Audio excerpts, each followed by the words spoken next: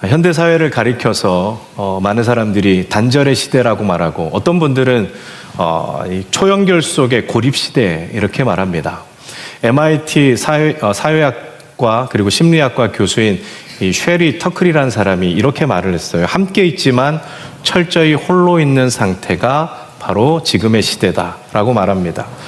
우리가 스마트폰을 가지고 있고 SNS를 통해서 얼마든지 바로바로 접속되고 연결되어 있지만, 때로는 상처를 피하기 위해서 그 디지털 뒤쪽으로 이렇게 숨는 분들이 참 많이 있습니다. 그래서 더 가까워진 것 같지만 오히려 사람과 사람의 장벽들은 더 많이 높아진 것이 지금의 때입니다. 연결의 양이 많아졌다고 해서 깊은 유대감이 생기는 것이 결코 아닌 거죠. 그런데 안타까운 것은 세상뿐만 아니라 교회 안에서도 이러한 장벽들이 굉장히 많이 있습니다. 나의 신앙 색깔과 조금 다르면, 아니면 혹은 우리 교회 문화에 좀 낯설거나 좀 잘 맞지 않으면 우리는 은연중에 그들을 경계하거나 이렇게 선을 긋는 경우들이 종종 있습니다. 오늘 우리가 읽은 사도행전 10장의 말씀은 인간이 만들어낸 가장 견고하고 오래된 장벽 그 하나가 어떻게 속절없이 한 번에 무너지는가를 우리에게 보여주고 있습니다. 자, 그 장벽이라는 것은 무엇일까요? 바로 유대인과 이방인이라는 결코 섞일 수 없는 두 사이의 세계를 말하는 것입니다. 자, 이방인들은 율법이 없는 자들이죠. 또 심하게 얘기하면 지옥의 불쏘시개, 이렇게 말하는 사람들도 있습니다. 어쨌든 만나서는 안 될 아주 부정적인 사람들입니다. 유대인이 이방인과 교제하고 식사를 한 것은 스스로를 부정하게 만드는 아주 중대한 범죄라고 말합니다. 그런데 오늘 성경은 이 절대 만날 수 없는 평행선과 같은 유대인의 대표인 베드로와 이방인의 대표인 고넬료가 함께 만나서 서로 껴안고 하나 되고 가족되는 일들이 어떻게 일어나고 있는지를 우리에게 증언하고 있습니다. 도대체 이 두 사람 사이에 어떤 일이 일어났는지를 우리가 말씀을 통해서 함께 살펴보기를 원합니다. 자, 이 두 사람이 이렇게 하나가 되는 결정적인 역할을 한 것이 무엇이냐면 바로 환대라는 것입니다. 여러분, 이 환대라는 것은 반가울 환자와 대접할 대자를 써서 환대라는 말을 쓰죠. 영어로 하면 hospitality라고 이렇게 이야기를 합니다. 그러니까 타인에게 머물 자리를 내주고 그 타인에게 맞게 대접하고 배려해 주는 것을 환대라고 말을 합니다. 그래서 이 환대라는 것은 사람으로서의 가지고 있는 권리를 인정해 주는 거예요. 그 사람이 지금 이 자리에서 함께 배려받고 있다는 것을 느끼게끔 해주는 것이 바로 환대라는 것입니다. 그런데 여러분, 납득할 수 없는 이유로 이 공간이나 어디에 들어오지 못하게 하는 것은 환대가 아니라 뭘까요? 그것은 냉대에 가까운 거죠. 예전에는 지금도 종종 그러긴 하지만 인종과 또 성별을 이유로 특정하게 차별하는 데가 있어요. 예전에 남아프리카 공화국은 흑인들이 백인들 예배에 절대 그 교회에 갈 수가 없습니다. 그런 일들이 아직도 있기도 하죠. 식당 종업원들이나 아니면 택시 운전사에게 함부로 하대하거나 하는 그런 것들, 이거 다 환대가 아니라 냉대하는 마음으로 대하는 것이라 볼 수 있습니다. 사실 여러분, 이 하나님의 구원의 역사 전체가 우리를 향하신 환대 사건이라는 것을 기억하셔야 돼요. 하나님이 나를 환대해 주셨다. 구원 사건이 그렇다는 거죠. 죄인이었던 우리가 하나님 나라에 서 있을 자리가 어디 있었겠습니까? 그런데 주님이 예수님을 통해서 우리를 긍휼히 여겨주시고 구원받게 해주셔서 외인이었던 우리가 하나님의 권속이 되고 언약 백성이 되게 해주셨다는 것, 그것이 바로 하나님의 우리를 향한 환대 사건 아니겠습니까? 그래서 구원은 환대를 회복하는 사건이에요. 그래서 구원받은 자의 삶 역시 뭐가 드러나야 됩니까? 환대가 드러나야 되는 거예요. 하나님께서 자격 없는 이스라엘과 다시 언약을 맺어서 하나님의 자녀 삼아 주셨던 것처럼 이제 그들은 언약의 외인이었던 이 이방인들을 환대해서 하나님의 백성으로 대접해 주어야만 합니다. 자, 오늘 우리는 베드로가 고넬료를 환대하는 것을 볼 것입니다. 그것을 뭐라고 얘기하냐면 베드로의 회심이라고 얘기해요.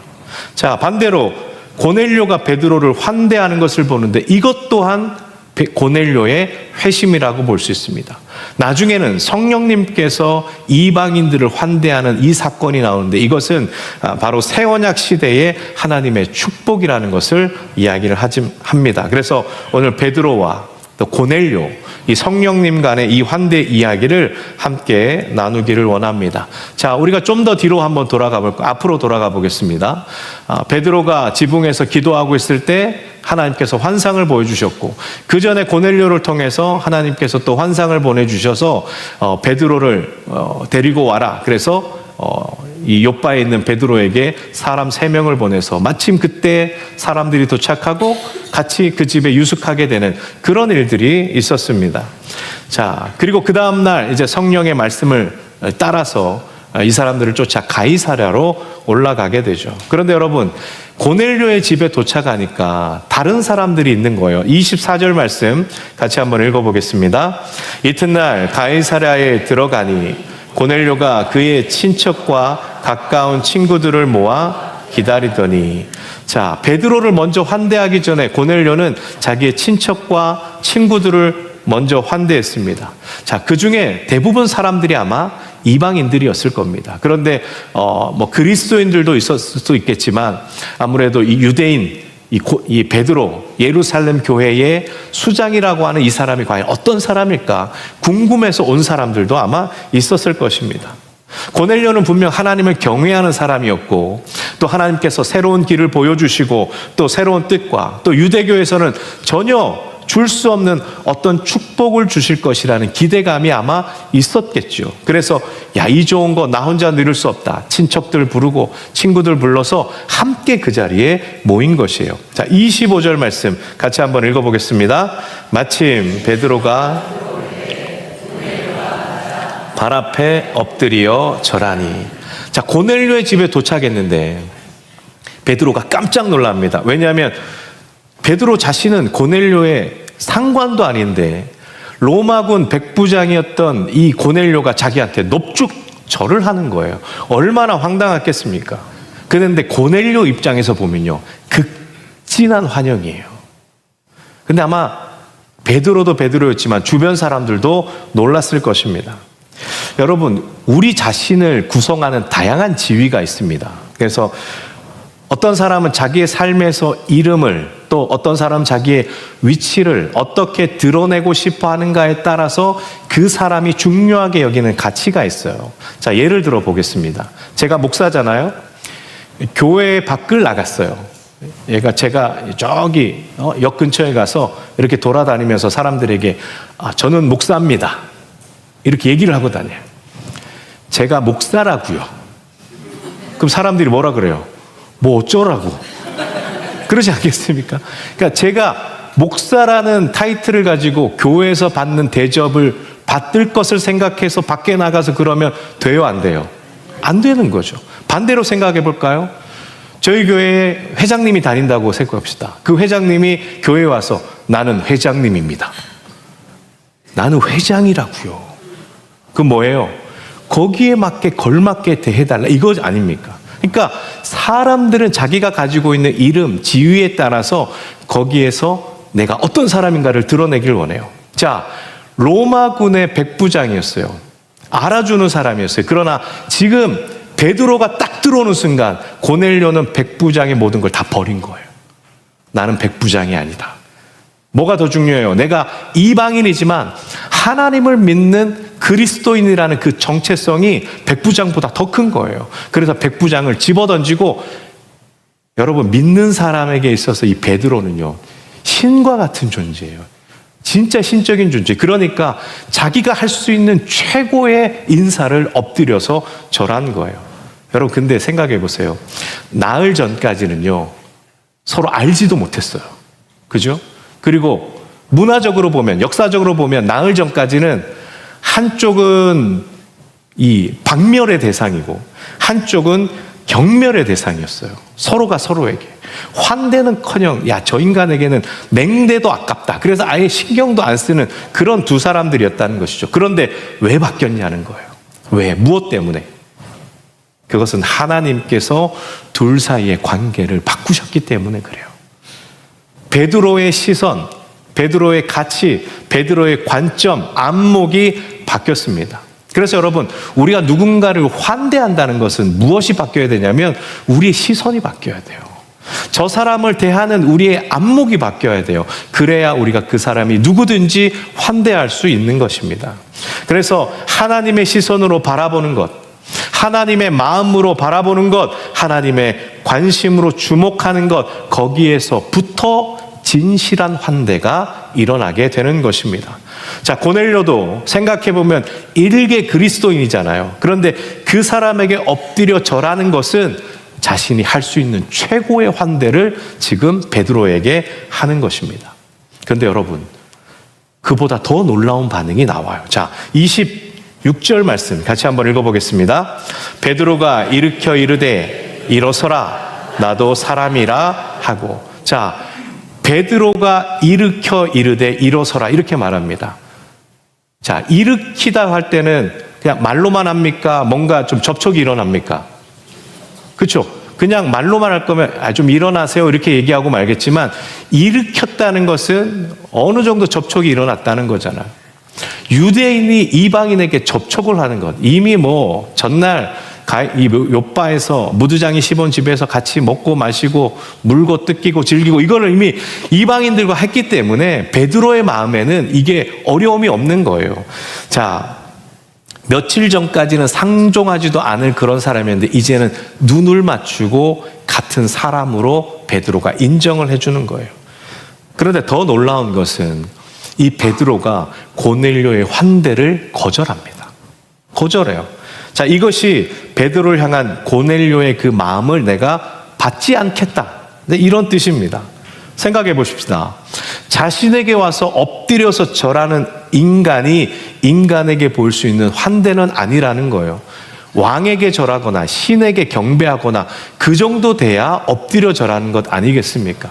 그러니까 환대는 이런 친구와 친구 사이에서 일어나는 거지, 지배자와 피지배자, 뭐 강자와 약자, 이 사이에서는 환대가 일어날 수 없는 겁니다. 그러니까 겉으로 보면 베드로는 고넬료의 환대를 거부한 거지만 내용적으로 보면 뭘 원한 거예요? 진짜 환대를 원한 거예요. 이런 이 격이 있는 그런 환대가 아닌 거죠. 그래서 지금 베드로가 두 가지의 극단적인 태도를 벌이고 있지 않습니까? 첫 번째는 고넬료를 만지면서 그동안 오랫동안 유대인 가운데 있었던 그 인습을 완전히 깨뜨려 버리고 있습니다. 이것이 이방인 고넬료를 향한 베드로의 환대죠. 그리고 두 번째는 베드로는 고넬료에게 하나님과 같은 이 존재로 대접받는 것을 거부합니다. 대신 고넬료의 친구, 고넬료의 형제가 되기를 원한 것, 진정한 환대를 요구한 것이에요. 자, 베드로가 그렇게 고넬료와 함께 집에 들어갔는데 거기에 많은 사람들이 모여 있습니다. 베드로가 그들에게 이렇게 말하죠. 28절, 29절 같이 읽어보겠습니다. 이르되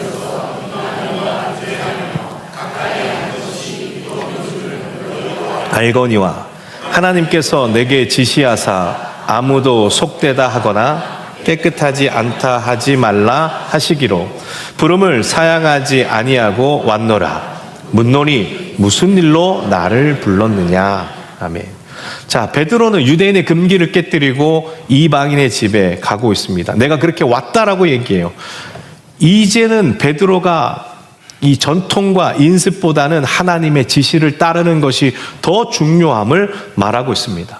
이제 복음이 막 퍼져나가야 되는 그 중요한 시점에 이방인과의 그 접촉하는 것이 이제는 비진리적인 것이라고 생각한 것이죠. 그래서 하나님께서 이 두 부류들을 굉장히 불편하게 한 거죠. 그래서 충격적인 방법과 직접적인 개입을 통해서 이 견고한 장목을 하나님이 허무시기 시작했다는 거예요. 여러분, 율법에 보면, 구약 성경에 보면 정한 것, 부정한 것 있죠. 이걸 누가 정합니까? 하나님이 정하시잖아요.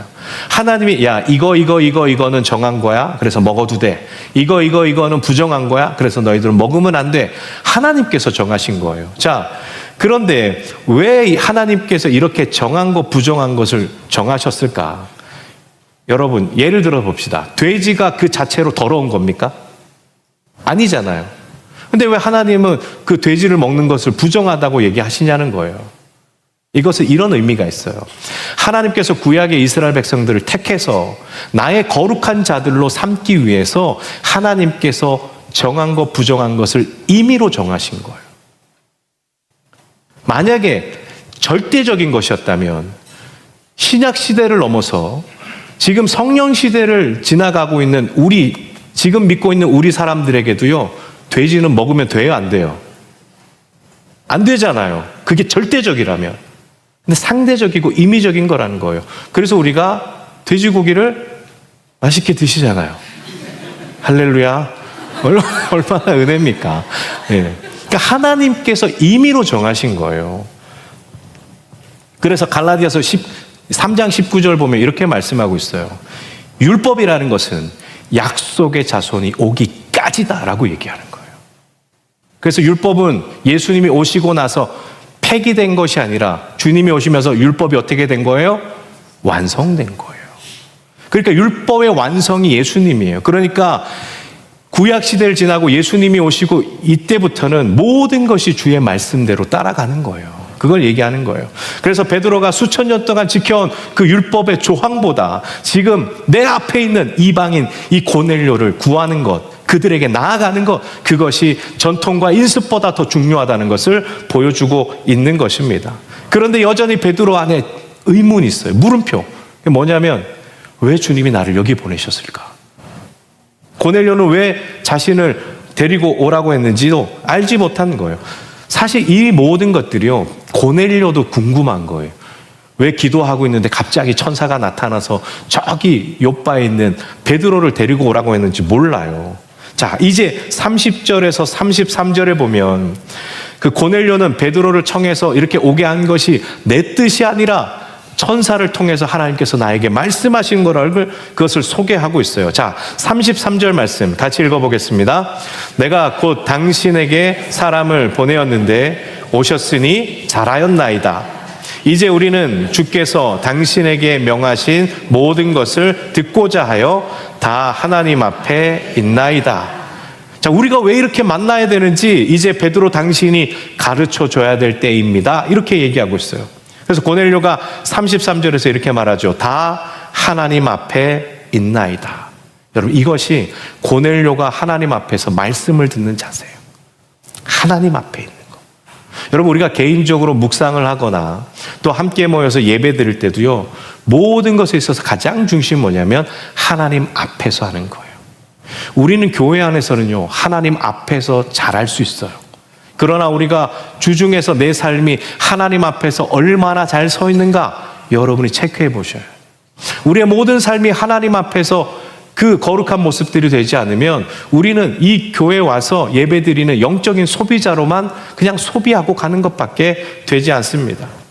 자, 고넬료가 그렇게 이야기하면서 베드로에게 이제 주께서 당신에게 말씀해 주신 것을 나에게 말씀해 주십시오. 이렇게 얘기하는 거예요.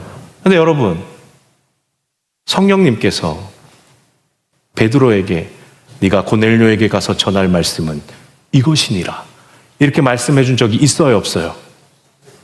성경에 아무리 눈 씻고 찾아봐도 그런 맥락은 하나도 없어요. 이 사도행전의 저자인 누가가 그것을 쓰지 않았어요. 그런데 여러분 생각해 봅시다. 고넬료에게 오늘 이 자리에 성경 본문에서 베드로가 할 이야기가 있을까요, 없을까요? 대답을 해야 될까요? 말아야 될까요? 있을까요? 없을까요? 있어요. 뭐예요? 두 글자예요. 복음이죠. 복음이에요. 유대인에게도 이것이 복음이었다면 이방인에게도 복음이다 생각한 거예요. 이미 베드로는 몇 번의 설교를 해서 3,000명, 5,000명 주님 앞에 돌아오게 한 역사가 있잖아요. 그러니까 베드로에게 있어서 이 고넬료에게 뭘 전해야 될까? 예수 그리스도밖에 없는 거예요. 주님이 오신 이유, 십자가에 달려서 죽으시고 부활하시고 나중에 심판주로 오실 그 예수 그리스도에 대해서 전할 그 복음이 베드로 안에 있었다는 것입니다. 예전에는 유대인들이 이방인을 인정해주는 전제가 있었어요. 그게 뭐냐면 할례 받아야 돼요. 성전제사 참여해야 돼요. 율법을 거룩하게 지켜야 돼요. 이것을 지켜야만 이방인도 인정을 해줘요. 그런데 여러분, 베드로는 그런 거 따져요, 안 따져요? 묻지도 않고 따지지도 않아요. 베드로가 가장 먼저 변합니다. 그래서 제가 이것을 베드로의 회심이라고 말하는 거예요. 그의 회심은 이방인들의 회심이 되고, 그의 회심 때문에 우리가 나중에 살펴볼 사도행전 13장에서는 사도 바울의 이방인을 향한 선교가 펼쳐지게 된 것입니다. 그런데 이방인에게 전할 때 베드로가 더 중요하게 이야기한 것이 있어요. 34절, 35절 말씀 같이 읽겠습니다. 베드로가 입을 열어 말하되 내가 참으로 하나님은 사람의 외모를 보지 아니하시고 각 나라 중 하나님을 경외하며 의를 행하는 사람은 다 받으시는 줄 깨달았도다. 아멘. 우리가 성경을 읽으면서 많이 은혜 받는 부분이 있지만 특별히 여기 대다수의 많은 분들이 34절을 읽으면서 은혜 받는 분들이 많아요. 하나님은 외모를 보지 아니하신다. 여러분, 여기서 외모를 본다는 것은 우리의 겉모양이 아니에요. 우리가 어떤 혈통에 있는가, 우리가 어떠한 신분인가, 어떠한 외적인 종교적인 모습을 갖고 있는가, 그것을 오늘 베드로가 이야기하는 것이에요. 당시 유대인들은 우리는 아브라함의 자손입니다. 그래서 자기들을 선민이라고 얘기하죠. 하나님이 우리를 택해 주셨다. 그런데 베드로는 어떻게 합니까? 하나님이 인간을 보실 때는 그 모든 것들을 다 깨뜨리시는 분이다. 그렇게 이야기를 하는 거예요. 그래서 하나님은 사람을 외모로 보지 아니하신다. 이렇게 말씀하시는 거예요. 또 하나, 각 나라 중 하나님을 경외하며 의를 행하는 사람은 다 받으신다는 말은 보세요. 각 나라 중이에요. 예전에는 유대인에게만 이 복음이 제한되어 있었잖아요. 그러나 각 나라 모든 족속에게 이 복음이 흘러가게 한다는 선교의 보편성을 오늘 베드로가 고넬료를 통해서 말씀하고 있습니다. 하나님을 경외하는 것과 의를 행하는 것, 여러분, 이것이 뭐냐면 율법의 정수예요. 하나님을 경외하고 의를 행하는 것. 유대인이나 이방인이나 율법의 조문에 매이지 않은 채 이렇게 살 수 있는 유일한 한 가지 방법은 바로 예수 그리스도를 믿는 것이에요. 그래서 베드로가 그 복음에 대한 이야기를 계속해서 선포하고 있어요. 자, 그 이야기가 어디까지 나오냐면요, 34절부터 43절까지 나옵니다. 자, 그렇게 복음에 대해서 막 설명하고 있는데 44절 말씀 같이 한번 읽어보겠습니다. 베드로가 이 말을 할 때에 성령이 말씀 듣는 모든 사람에게 내려오시니, 막 복음에 대해서 설명하는데 성령님 거기에 임하셨다는 거예요. 그래서 베드로가 더 이상 설교할 수가 없는 거예요. 성령이 임하셨다는 것은 그 안에 있는 모든 사람들이 성령의 임재를 경험하고 그것을 눈으로 목도할 정도로 강력한 임재였다는 것을 말하는 것입니다. 45절 46절 같이 읽겠습니다. 베드로와 함께 온 할례 받은 신자들이 이방인들에게도 성령 부어 주심으로 말미암아 놀라니 이는 방언을 말하며 하나님 높임을 들음이러라. 아멘. 자, 45절에서 중요한 단어가 있습니다. 이방인들에게도. 중요해요. 베드로와 욥바의 여섯 형제가 와서 놀란 것은 성령이 단지 임한 것에 놀란 것이 아니라 성령께서 유대인에게 임하셨던 것처럼 이방인에게도 임하셨다는 것에 놀란 것이죠. 여러분, 이것이 성령께서 이방인을 환대한 사건이에요.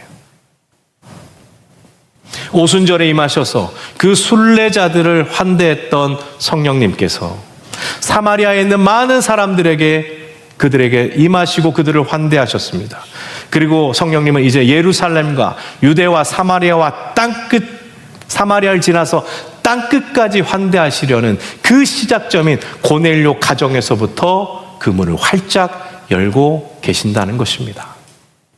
여러분, 성령의 역사를 보고 베드로가 더 이상 설교를 할 수가 없었습니다. 왜냐하면 성령께서 이미 이방인들을 자기의 백성으로, 자기의 가족으로 삼아 주셨기 때문에 더 이상 복음에 대해서 설교할 이유가 없는 것입니다. 대신 교회가 이들을 한 가족이요, 형제요, 자매로, 친구로 인정하고자 제안했던 것이 무엇입니까? 바로 세례라는 것이요. 그래서 거기에 있는 사람들에게 다 세례를 베풀고 형제 자매가 되는 것입니다. 48절 하반절 말씀 같이 읽겠습니다. 그들이 베드로에게 며칠 더 머물기를 청하니라. 여러분 보세요. 하나님을 통해서 성령으로부터 주어진 이 성령의 역사들이 이제는 이방인들 가정 가운데 계속해서 머물고 그것이 확장되는 놀라운 역사로 전환되기 시작했습니다.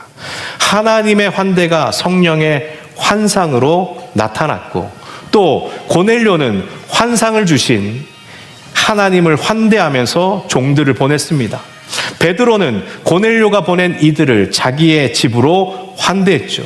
그리고 네 번째, 고넬료는 베드로를 말씀의 종으로 극진하게 환대합니다. 그리고 다섯 번째, 베드로는 생명의 복음을 전해줌으로써 이방인을 환대하고, 여섯 번째, 성령께서 이방인들에게 임하심으로 환대를 베푸셨고, 마지막 일곱 번째는 고넬료의 이 무리가 베드로가 좀 더 자기들과 함께 머물며 삶을 나누는 지속적인 환대를 이어갔다는 것입니다. 여러분, 얼마나 아름다운 영적 환대의 선순환 구조입니까?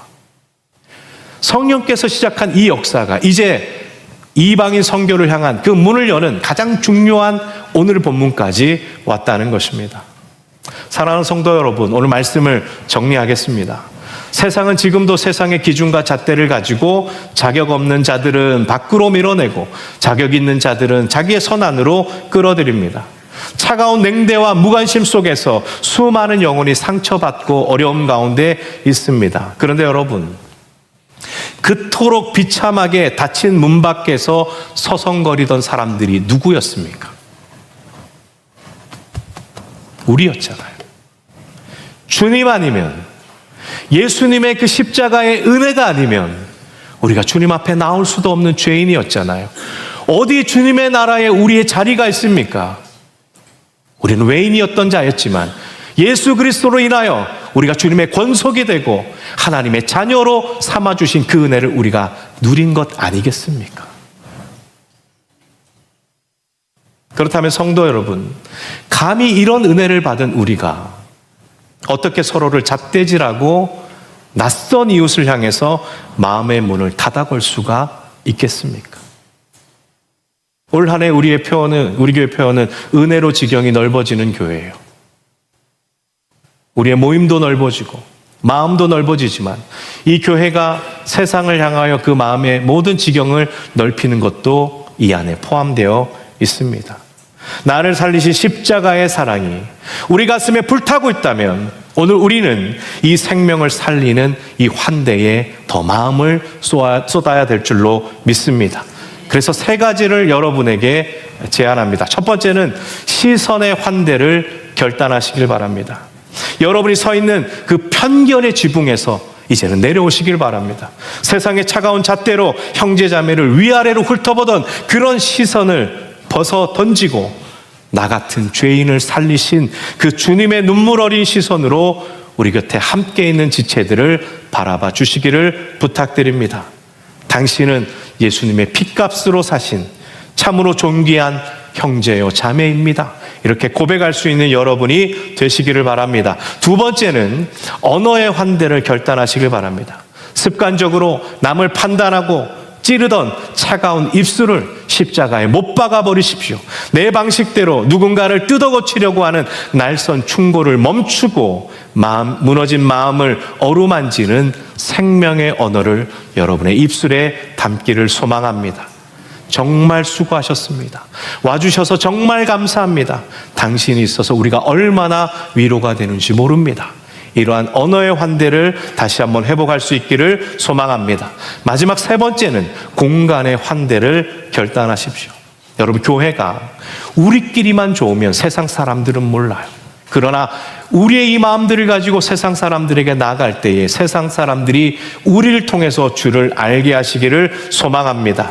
그래서 세상의 냉대에 찢기고 피 흘리는 낯선 영혼들이 언제든 우리 교회에 들어올 때에 그들이 와서 쉬고 회복할 수 있는 그런 환대의 공동체가 될 수 있기를 소망합니다. 그래서 사랑하는 성도 여러분, 세상에서 철저하게 버림받은 영혼이 우리 교회 문을 열고 들어왔을 때, 이곳이 비로소 내가 있어야 될 공동체구나. 내 허물과 과거에도 불구하고 나를 십자가의 사랑으로 끌어안아주는 진짜 가족이 여기에 있었구나. 그런 이야기들이 우리 공동체 안에 넘쳐나기를 소망하며, 그래서 우리가 닫혀있던 모든 환대들을 열고 사랑으로 품고 다가갈 수 있는 그런 환대 공동체가 되시길 주님의 이름으로 축원합니다. 이 시간 말씀을 기억하면서 함께 찬양하겠습니다.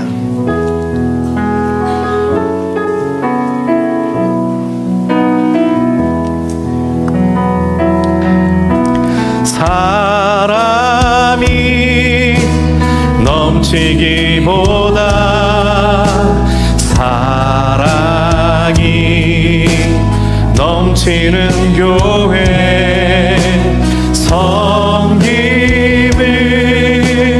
원하기보다 섬김의 기쁨 알아가는 교회, 세상이 주목하기보다 세상이 주목하기보다 주님이 주목하는 교회, 화려한 겉모습보다 중심이 주를 향한 교회, 주님이 피로 사신 아름다운 교회, 서로를 사랑함으로 하나 되는 교회, 주님이 머리 되신 거룩한 교회, 우리 함께 만들어 가요. 내 작은 생각보다도 내 작은 생각보다도 하나 됨을 소중함하는 교회, 세상에 알려지기보다 서로가 서로 깊이 아는 교회. 아멘. 주님이 피로 사신, 주님이 피로 사신 아름다운 교회, 서로를 사랑함으로 하나 되는 교회, 주님이 머리 되신 거룩한 교회, 우리 함께 만들어 가요. 여러분, 오늘 말씀을 기억하면서 우리가 두 가지 기도하기를 원합니다.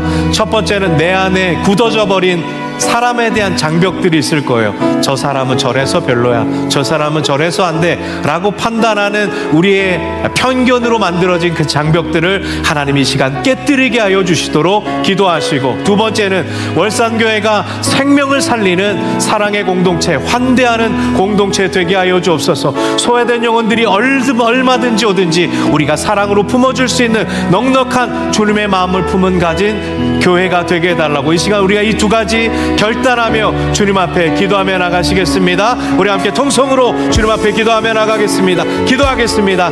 하나님 아버지, 감사합니다. 주님 앞에 늘 우리가 돌아보면 우리도 연약하고 죄인이 있고 늘 주님 밖에 있었던 사람이지만 주님의 십자가의 은혜로 우리가 주님의 권속이 되고 주님의 자녀가 되게 하신 것 감사합니다. 하나님, 우리 안에 가지고 있었던 수많은 장벽의 틀과 기준들이 있었습니다. 하나님, 그것을 돌이키며 다시 회개할 때 내 안에 무너지게 하는 그 장벽들이 이제는 사라지게 하여 주시고, 많은 이들을 잣대로 하나님 생각하며 하나님 주었던 모든 마음들을 주님 앞에 내려놓습니다. 하나님, 무엇보다 주님의 통치와 주님의 은혜가 있게 하여 주시고 주의 말씀과 주의 거룩함이 회복되어서 다른 이들을 얼마든지 받아주고 사용할 수 있는, 또 수용할 수 있는 저희가 될 수 있도록 하나님 도와주옵소서. 무엇보다 하나님, 월산교회가 많은 사람들 자녀들을 품어줄 수 있는 환대 공동체가 될 수 있도록 도와주옵소서.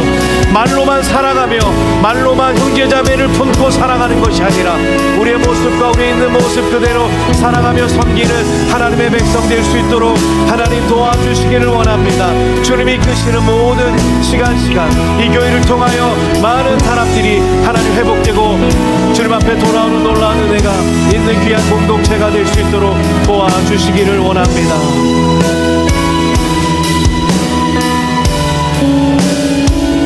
하나님 아버지 감사합니다. 자격 없는 부정한 우리를 십자가의 은혜로 용납하시고 하나님 나라의 거룩한 백성으로 영접하여 주신 그 크신 환대에 감사드립니다. 오늘 고넬료와 베드로의 만남을 통해 진정한 환대가 무엇인지 알게 해주시니 감사합니다.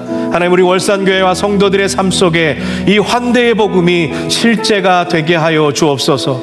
내가 먼저 편견의 지붕에서 내려오게 하시고 내 곁에 다가온 지친 이웃들에게 따뜻한 손을 내밀어 나가게 하여 주옵소서. 나와 다른 사람을 용납하고 기꺼이 내 삶의 공간을 내어줄 때 우리 교회가 세상이 줄 수 없는 화평을 누리게 하시며 성령의 폭포수가 쏟아지는 영광스러운 공동체가 되게 도와주옵소서. 이번 한 주간도 만나는 모든 이들에게 그리스도의 향기를 전하는 환대의 통로가 되게 하실 줄 믿사오며 예수 그리스도의 이름으로 간절히 기도합니다. 아멘.